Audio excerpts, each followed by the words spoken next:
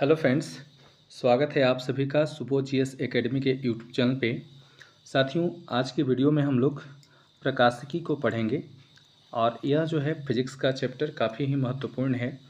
आप चाहे BPSC teacher या बीपीएससी प्रशासनिक सेवा, बीएसएससी, बीएसएसएस सीजीएल, बिहार दरोगा, बिहार पुलिस यानी किसी भी एग्ज़ाम का अगर आप तैयारी कर रहे हैं तो आपके एग्ज़ाम में यहाँ से एक न एक प्रश्न देखने के लिए अवश्य मिलेगा।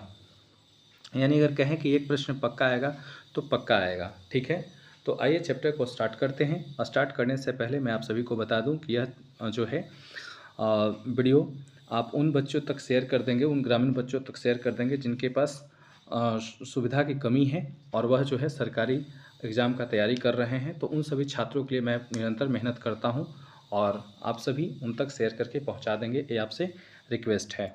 तो आइए क्वेश्चन को स्टार्ट करते हैं। एक एक क्वेश्चन को देखिएगा, समझिएगा। जैसा कि देखिए पहला क्वेश्चन दिया हुआ है कि प्रकाश तंतु किस सिद्धांत पर कार्य करता है। तो याद रखिएगा, प्रकाश तंतु जो है आपका पूर्ण आंतरिक परावर्तन पे कार्य करता है। ये क्वेश्चन पूछा हुआ एग्जाम में है कि प्रकाश तंतु के साथ किस सिद्धांत पर कार्य करता है। तो याद रखिएगा, पूर्ण आंतरिक परावर्तन पे कार्य करता है।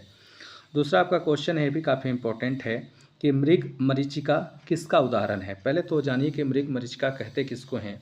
तो आप अगर गर्मी के दिन में रोड पे चलते हैं तो देखते हैं कि कुछ दूरी पर आपको दिखेगा कि वहाँ पे पानी जमा है या पेड़ है। तो ऐसा कुछ होता नहीं है, जब वहाँ पहुँचते हैं तो देखते हैं कि कुछ नहीं है, लेकिन आपको दूर से ऐसा प्रतीत होता है, तो उसी को मृग मरीचिका कहा जाता है। तो यह जो है प्रकाश का पूर्ण आंतरिक परावर्तन के कारण होता है। तो प्रकाश तंतु जो है पूर्ण आंतरिक परावर्तन पे कार्य करता है और मृग मरीचिका जो है प्रकाश का पूर्ण आंतरिक परावर्तन के कारण होता है, या फिर मृग मरीचिका जो है प्रकाश का पूर्ण आंतरिक परावर्तन का एक अच्छा उदाहरण भी है। याद रखिएगा। प्रकाश तरंगों के वायु से कांच में जाने पर उनके कौन से गुण प्रभावित होते हैं। तो याद रखिएगा कि प्रकाश के तरंगों के वायु से कांच में जाने पर उनमें जो है तरंगदैर्घ्य और वेग प्रभावित होते हैं। ठीक है, देखिए टेबल में दिया हुआ है जो कि काफ़ी इंपॉर्टेंट प्रश्न है। कह रहा है कि जब प्रकाश एक माध्यम से दूसरे माध्यम में प्रवेश करता है तो उसकी आवृत्ति यानी कि फ्रीक्वेंसी अपरिवर्तित रहती है। एक क्वेश्चन पूछा जाता है कि प्रकाश एक माध्यम से दूसरे माध्यम में जब प्रवेश करती है तो उसमें क्या अपरिवर्तित रहता है। तो याद रखिएगा, उसकी जो आवृत्ति है वो अपरिवर्तित रहती है, मतलब उसमें कोई चेंज नहीं होता है, नो चेंज होगा। निर्वात में प्रकाश की गति कितनी होती है। तो याद रखिएगा, निर्वात में जो है प्रकाश की गति 3×10⁸ मीटर प्रति सेकेंड होता है, जो काफ़ी इंपॉर्टेंट प्रश्न है, इसको रख लीजिएगा। निर्वात में प्रकाश की गति कितनी होती है, तो 3×10⁸ मीटर प्रति सेकेंड। प्रकाश संश्लेषण की क्रिया में ऊर्जा का रूपांतरण किस प्रकार होता है। याद रखिएगा कि प्रकाश संश्लेषण की क्रिया में ऊर्जा का रूपांतरण जो है प्रकाश ऊर्जा से रासायनिक ऊर्जा में होता है। दाढ़ी बनाने के लिए किस दर्पण का प्रयोग किया जाता है। तो याद रखिएगा, दाढ़ी बनाने के लिए यानी कि सैलून में जो है कॉन्केव मिरर यानी कि अवतल दर्पण का प्रयोग किया जाता है। ठीक है, नेक्स्ट क्वेश्चन आपका है, प्रकाश सजावट के लिए विसर्जन लैंपों में किस गैसों का प्रयोग किया जाता है। तो नियॉन का। ये काफ़ी इंपॉर्टेंट है, याद रखिएगा। प्रकाश सजावट के लिए जो है विसर्जन लैंपों में नियॉन गैस का प्रयोग किया जाता है।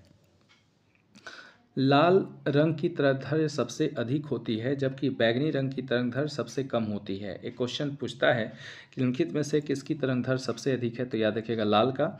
और सबसे कम किसका होता है, तो बैंगनी रंग का जो तरंगदैर्घ्य है वो सबसे कम होता है। क्षितिज के समीप सूर्य एवं चंद्रमा के दीर्घवृत्ताकार दिखाई देने का क्या कारण है। तो प्रकाश का अपवर्तन। ठीक है, प्रकाश का अपवर्तन के कारण जो है क्षितिज के समीप सूर्य एवं चंद्रमा के दीर्घवृत्ताकार दिखाई देने का कारण है। वास्तविक सूर्योदय से कुछ समय पहले ही सूर्य क्यों दिखाई देने लगता है। तो प्रकाश के अपवर्तन के कारण। याद रखिएगा, प्रकाश के अपवर्तन के कारण जो है वास्तविक सूर्योदय से पहले ही मतलब सूर्य आपको दिखाई देने लगता है। खतरे के संकेतों के लिए लाल प्रकाश का प्रयोग क्यों किया जाता है।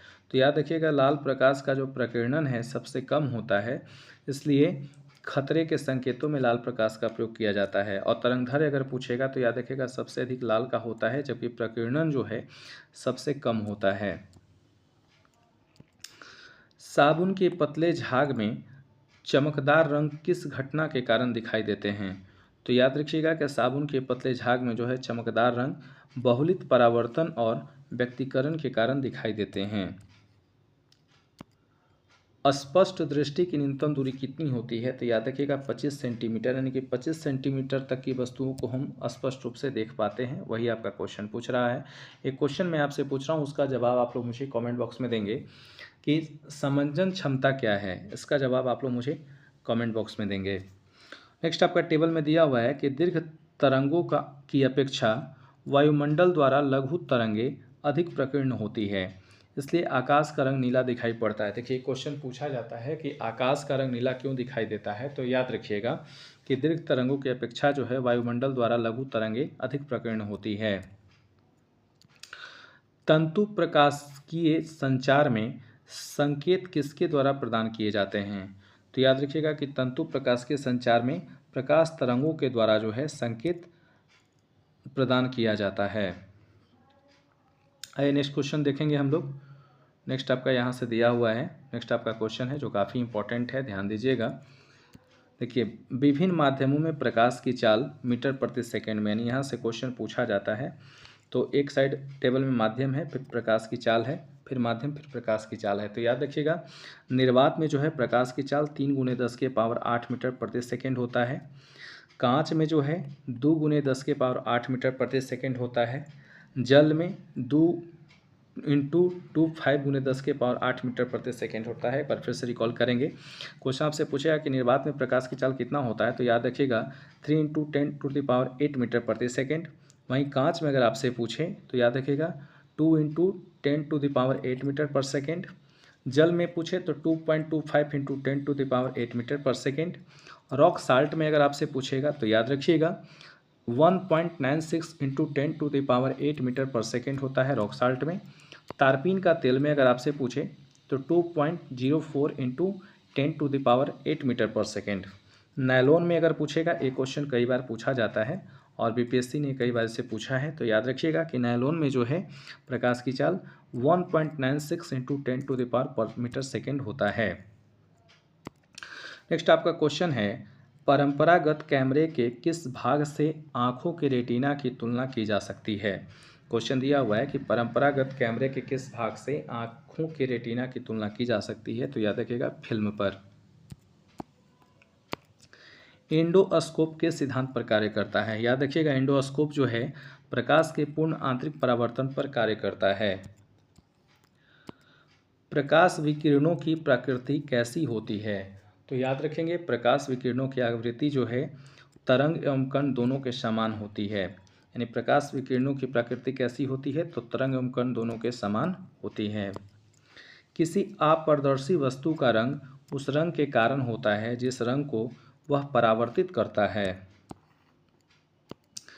हीरा उच्च अपवर्तनांक के कारण चमकता है। देखिए काफ़ी इंपॉर्टेंट क्वेश्चन है। क्वेश्चन दिया हुआ रहता है कि हीरा क्यों चमकता है, तो उच्च अपवर्तनांक के कारण चमकता है क्योंकि हीरे का अपवर्तनांक अधिक होता है, इसलिए तराशने पर उसकी चमक बढ़ जाती है। यहाँ से 2-3 क्वेश्चन है, याद रखिएगा इस पॉइंट को, काफ़ी इंपॉर्टेंट है।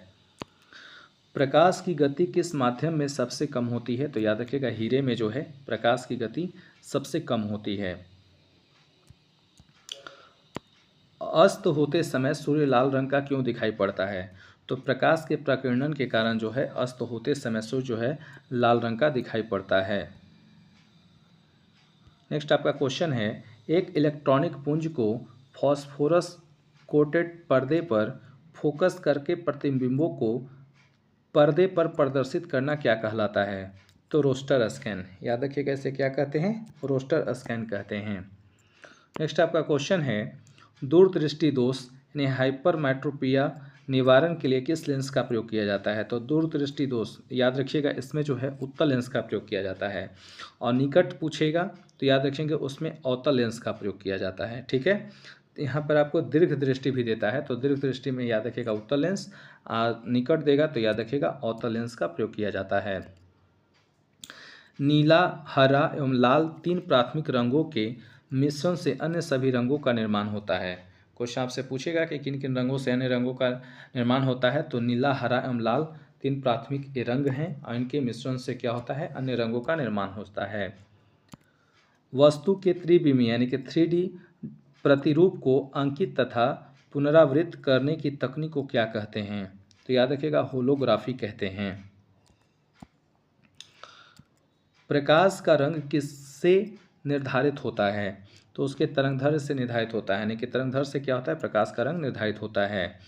पढ़ने में काम आने वाले दर्पण में कौन सा लेंस प्रयुक्त होता है, तो याद रखिएगा उत्तल लेंस। पढ़ने में किसका होता है, उत्तल लेंस में होता है। ठीक है, नेक्स्ट क्वेश्चन लोग देखेंगे। क्वेश्चन दिया हुआ है कि यदि वायुमंडल अनुपस्थित हो, प्रकाश का प्रकीर्णन नहीं होगा और इसलिए आकाश काला दिखेगा।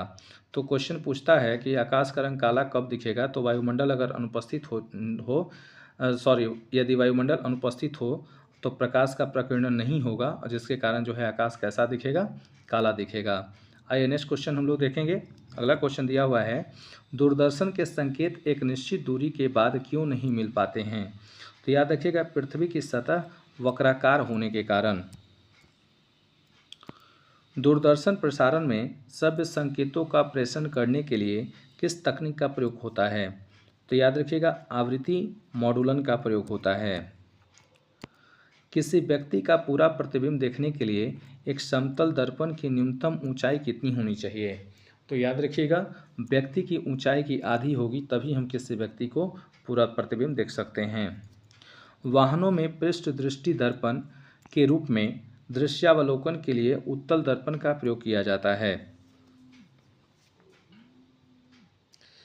दृष्टिपटल पर किस प्रकार का चित्र बनता है, तो याद रखिएगा दृष्टिपटल पर जो है वस्तु से छोटा व उल्टा प्रतिबिंब बनता है।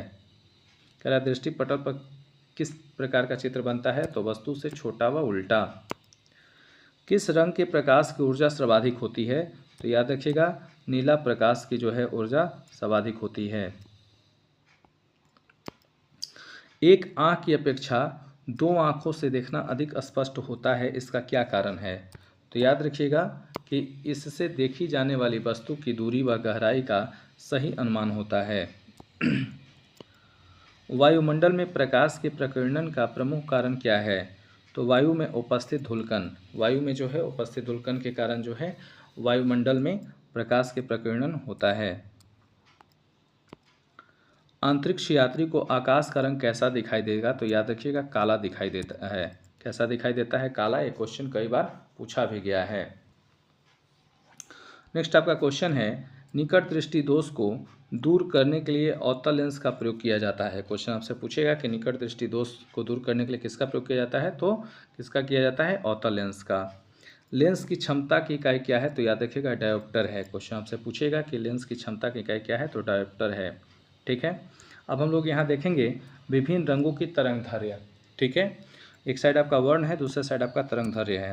तो आपसे क्वेश्चन पूछेगा कि बैगनी रंग का तरंगदैर्घ्य कितना होता है, तो याद रखिएगा 3900 एंगस्ट्रम से 4460 एंगस्ट्रम होता है।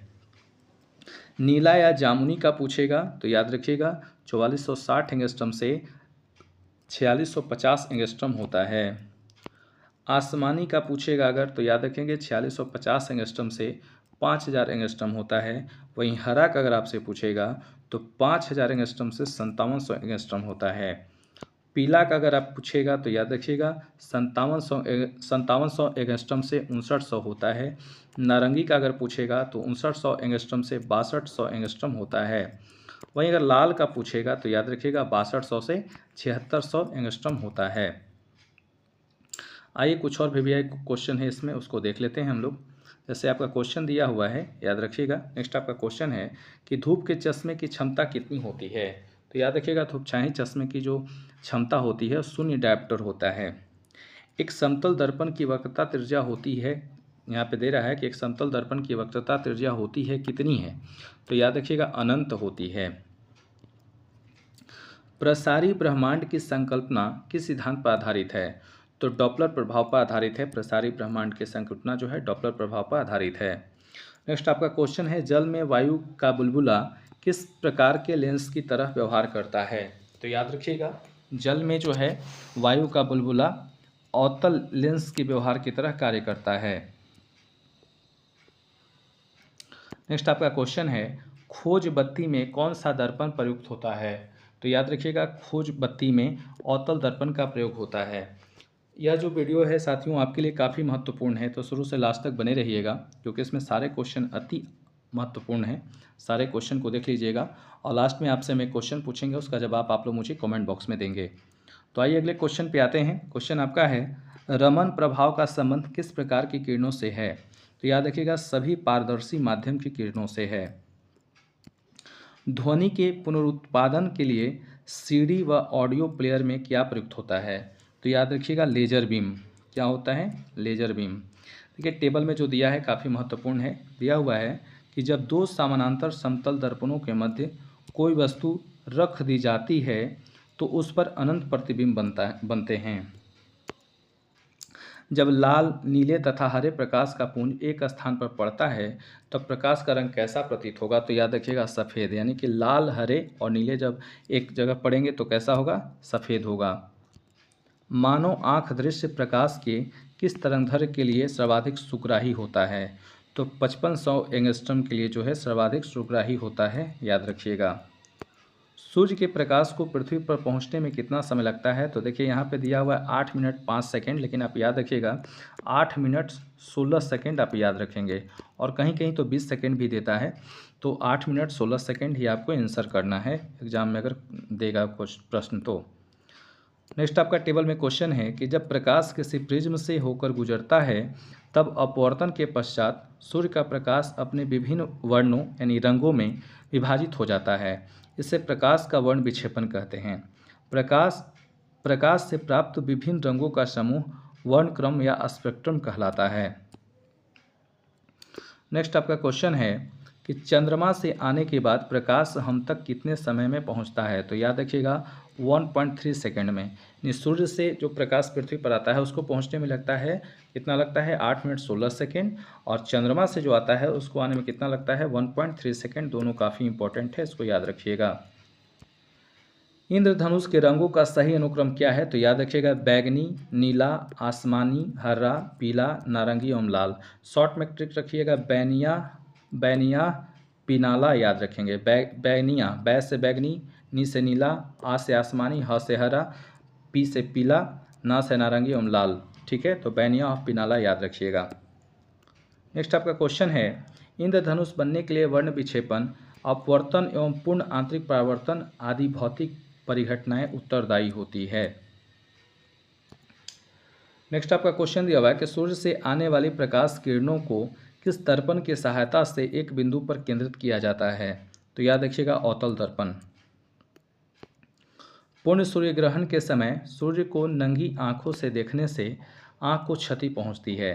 रेटिना के जलने के लिए सूर्य की कौन सी किरण उत्तरदायी है? तो परावैंगनिक किरणें, जिसको हम यूवी रे भी कहते हैं, याद रखिएगा। चलिए इस चैप्टर का लास्ट क्वेश्चन जो सबसे नीचे दिया हुआ रहता है इसको हम लोग देख लें। क्वेश्चन दिया हुआ है कि आकाश के परावर्तन तथा जल के कणों द्वारा अधिक प्रकीर्णन के कारण समुद्र नीला प्रतीत होता है। तो क्वेश्चन आपसे पूछेगा कि समुद्र नीला क्यों प्रतीत होता है?